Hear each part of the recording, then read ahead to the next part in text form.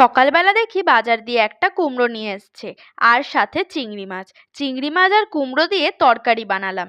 এই রকম তরকারি বানালে মাছ মাংস হার মেনে যাবে। প্রথমে কুমড়ো আর আলু নুন আর হলুদ দিয়ে ভেজে নিয়েছি। এরপর চিংড়ি মাছ নুন আর হলুদ মাখিয়ে ভেজে নিয়েছি। এরপর তেলে জিরে, শুকনো লঙ্কা, গোটা গরম মশলা, তেজপাতা ফোড়ন দিয়ে দিচ্ছি লঙ্কা চেরা, পেঁয়াজ কুচি, টমেটো কুচি। এরপর হালকা ভেজে নিয়ে দিচ্ছি পরিমাণ মতো নুন, হলুদ, জিরে গুঁড়ো, লঙ্কার গুঁড়ো, ধনে গুঁড়ো, আদা বাটা, রসুন বাটা। এরপর হালকা নাড়াচাড়া করে সামান্য জল দিয়ে মশলাটা কষিয়ে নিয়েছি। এরপর আলু কুমড়ো ভাজাটা দিয়ে ভালো করে নাড়াচাড়া করে চিংড়ি মাছ ভাজাটা দিয়ে দিচ্ছি।